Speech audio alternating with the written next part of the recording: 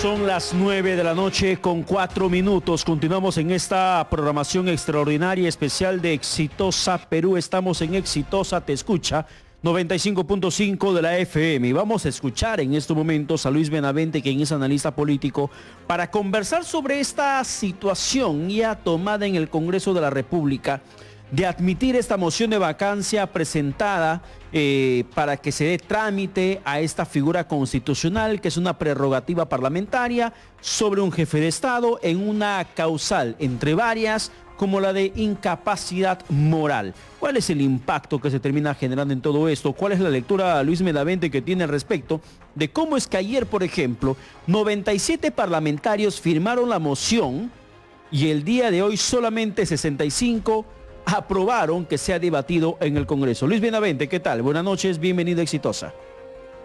Buenas noches, Pedro. Bueno, eso que ayer fueron 90, hoy día 60, es un cambio normal, no tiene ningún significado expreso. Aparentemente eso podría estar debilitando la fuerza que en un momento dado tenía la opción de censura al presidente, pero hay que ver, la última palabra no está dada. Pensemos también que esos congresistas están siendo objeto de presiones muy fuertes de ambos lados, ¿no? Entonces, en un momento dado pasar a un terreno neutral es ponerse la expectativa a ver qué pasa con la correlación de fuerzas, a medir las consecuencias. Precisamente se está hablando mucho de eso, y respecto a las consecuencias que estaba en tu pregunta, Pedro, también creo que hay una confusión bastante grande, ¿no? Se está pintando algo que corresponde a la versión oficial, es que las consecuencias serían nefastas para el país, no sé qué. Yo no creo que sean tan nefastas, ¿no? Ya, antes de entrar a ese contexto, lo que podría ser como consecuencia, ¿cómo entiendes tú que, por ejemplo, ayer el Congreso intentaba a través de la Junta de Portavoces dar un mensaje bastante claro, no sé si al país, pero sí al presidente Martín Vizcarra? Para poder, por ejemplo, presentar esta moción de vacancia, bastaban 26 firmas, pero se empeñaron en juntar más de 90 firmas, 97 firmas en una moción de vacancia que solamente requería 26.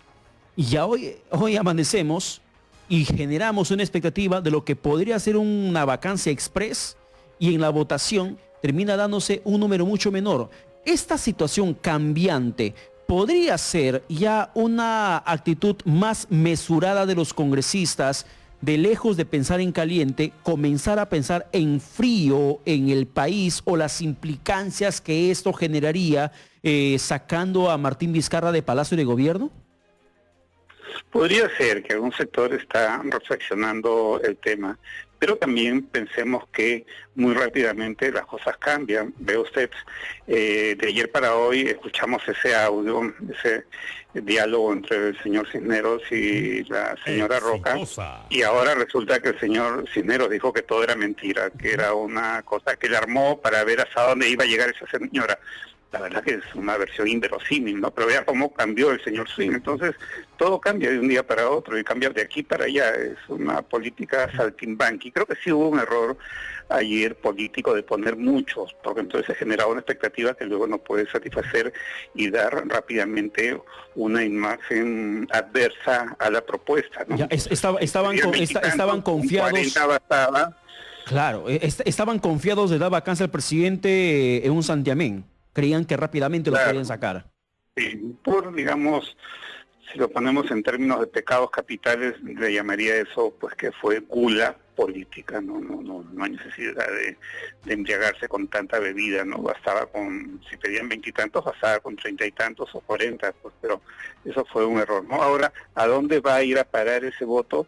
Es claro, una reflexión, pero yo diría que también es cálculo político, ¿de acuerdo? ¿Ya? En ese momento hay una tendencia muy fuerte de la narrativa oficial de que eso va a perjudicar al país, no sé cuánto, en lo cual yo no creo en absoluto, ¿no?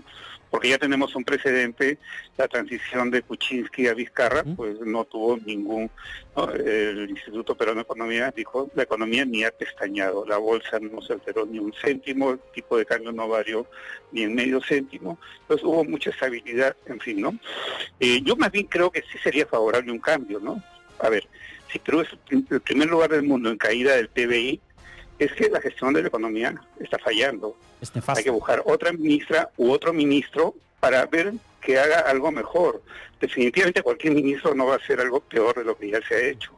¿no? Pero entonces peor no podemos estar, salvo que estemos pagando alguna maldad que nos conlleve a una debacle total, incapaz de poder recuperarnos. Pero, a ver, un poco es que hablaste del caso Richard Swing.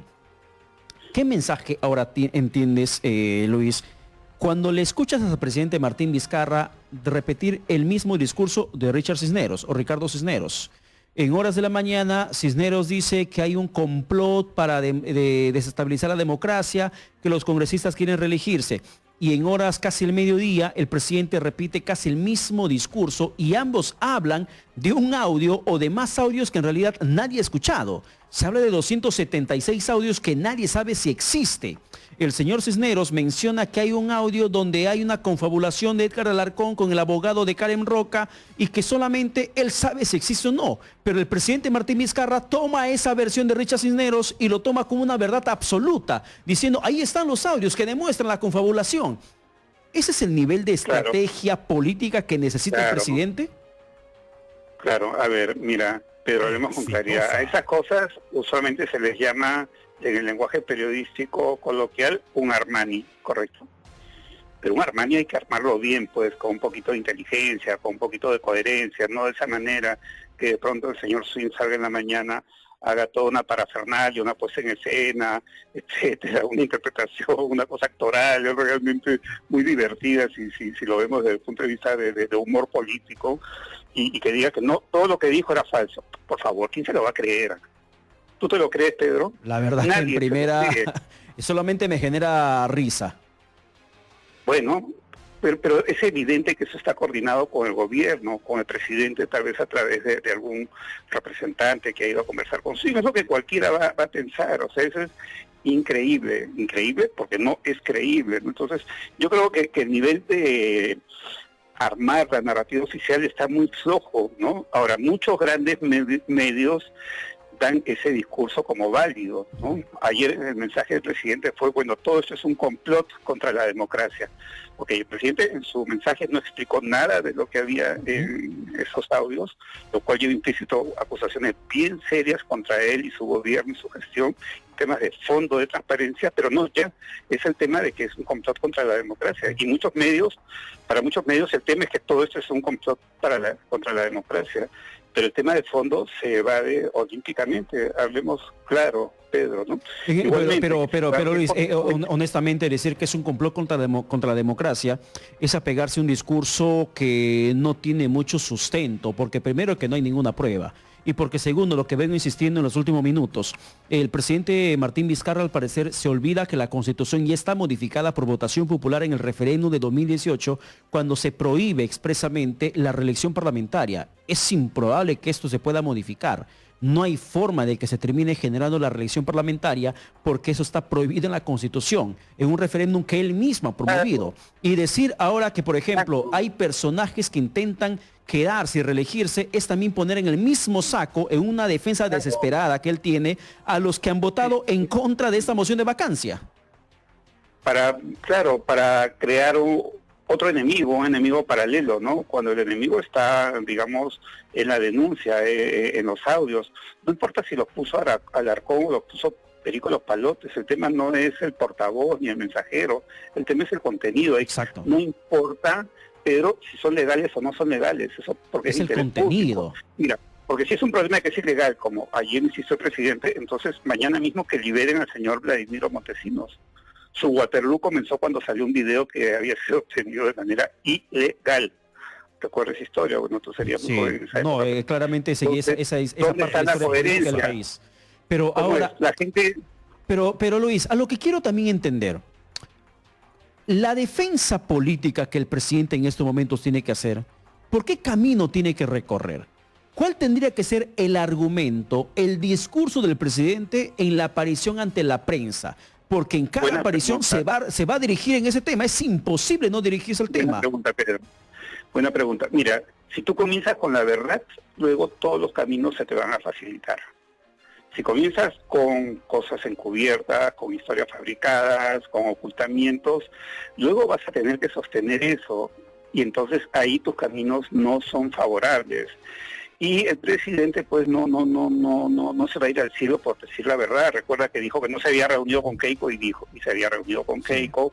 Ha dicho con su gobierno que son tantos muertos y no son tantos muertos por la pandemia.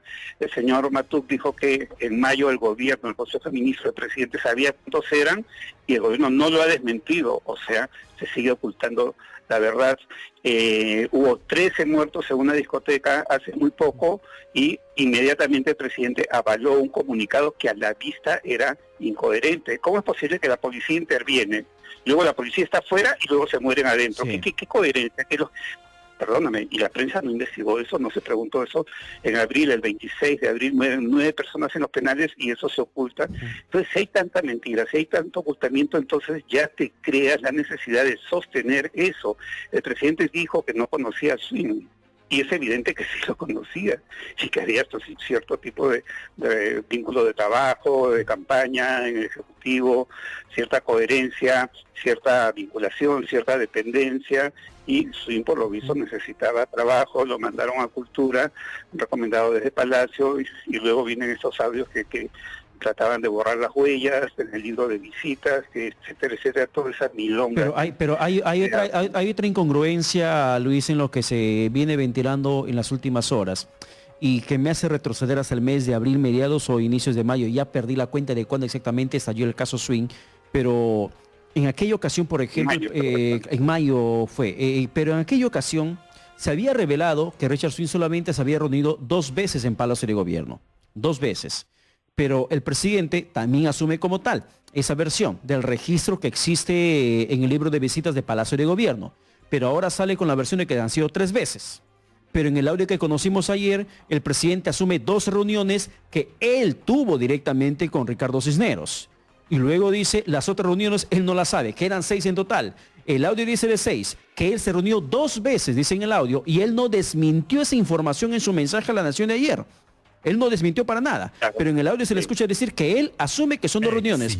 Una tercera reunión, improbable, dijo. No, es poco probable.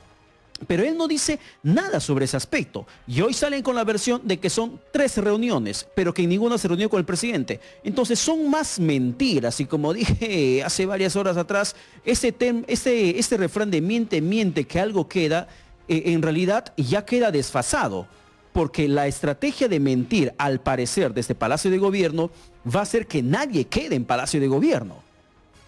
Claro, y además es terrible, ¿no? Porque entonces ya no le crees nada al presidente.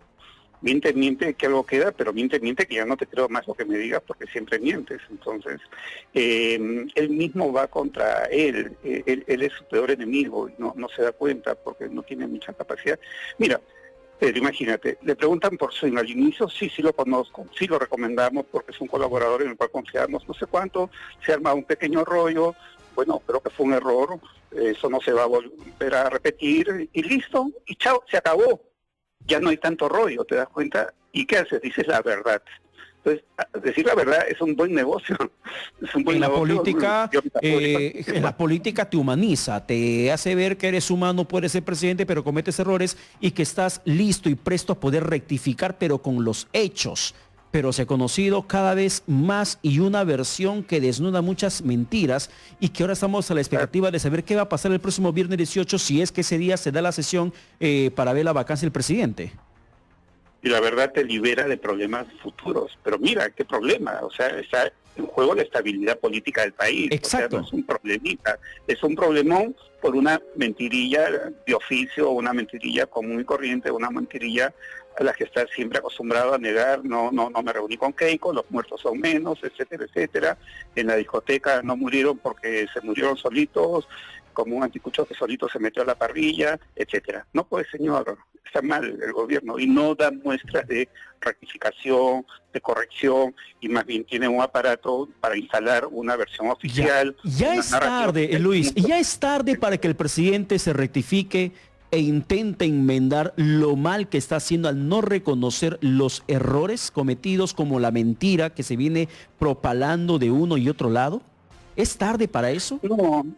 Yo nunca creo que sea tarde, yo creo que nunca es tarde en la vida, ¿no? O sea, si tienes 80 años puedes aprender algo y te va a servir en lo que te queda, y el día anterior a la muerte puedes aprender algo útil, y creo que nunca es tarde. Particularmente acá no creo que sea tarde si es que el presidente tuviera la capacidad personal, la inteligencia suficiente y la capacidad política de ver esto, ¿no? A ver, el presidente tiene una alta aprobación, más de lo que merece para tan mala gestión sanitaria, económica y política de la pandemia. Tiene muchas alianzas, tiene mucho respaldo de los grandes medios de comunicación, tiene alianzas con ONGs, la izquierda, el sector caviar, el centro lo apoya bastante, de manera casi incondicional y hasta fanáticamente, te voy a decir, ¿no? Está en la vida, puede decir. Entonces tiene mucho respaldo político, sin tener bancada en el Congreso. Entonces, eso él no sabe, nadie se lo ha dicho, ¿no? Si tú lo ves, díselo, por favor. No lo sabe capitalizar. No sabe que existe, creo. Porque si sabiera que existe, era consciente de eso. Entonces, listo, él enmienda la plana, se corrige. La crítica está fuerte, entonces, ¿por qué R con R mandar a Ceballos a Washington? Si eso es algo que lo vulnera, que lo cuestiona, etcétera, ¿no? Entonces hay que saber escuchar, no hay que ser soberbio y siempre imponerte. Entonces él no tiene esa capacidad de enmendar rumbos. O sea, la economía está muy mal, hay que cambiar de gerente. Si fuera tu empresa, y tu empresa es la que más pierde en toda la categoría de producto de tu empresa, hay 20 supermercados, tú eres dueño de uno y el tuyo es el que más pierde, cambia pues al gerente, ¿no crees, Pedro? Pero es lo que no se está haciendo, por ejemplo, en el tema de la ministra de Economía, que a pesar de todos los fracasos que estamos viendo, cómo se maneja la parte económica, se ha empecinado en todas las reformas de los gabinetes que se ha hecho en mantener a María Antonieta Alba. Y no es que porque sea mujer, para nada, ¿no? No, es que acá no es el tema de género, es el tema de la capacidad que lamentablemente no da la talla la ministra. Y no es un tema de juventud, sino de capacidad para poder cuadrar números y armar estrategias económicas que nos permitan salir adelante. Estamos peor que otras naciones. Y tener un poco de autonomía y carácter frente al presidente. Mira, en Bélgica, tantos ejemplos que ponen cosas, en Bélgica la primera ministra no pudo con el director de epidemiología. La autoridad epidemiológica tiene más poder en temas de sanitarios y en temas de pandemia, ¿de acuerdo? Y la primera ministra quiso que le bajen las cifras y el tipo no aceptó. Al final logró que algunos sospechosos, que en realidad no eran sospechosos, lo reduzcan. Esa pequeña cantidad de que no habían muerto oficialmente, al cambiar, hizo que Perú pase del segundo al primer lugar. Pero mira todas las gestiones que tuvo que hacer una primera ministra que... Mira, la persona que tiene más poder en ese país frente a la autoridad sanitaria. En cambio acá no, todo el mundo es un chicheño y se subordinan al presidente y no se dan cuenta que más lo ayudarían poniéndole las cosas claras, dándole alternativas y diciéndole que no. Y si el presidente insiste, me voy a mi casa, pero yo no me comprometo a una debate. Bien, Luis Benavente, muchas gracias por esos minutos que nos concediste. Muchas gracias. Gracias, Pedro. Bien, un fuerte abrazo para ti.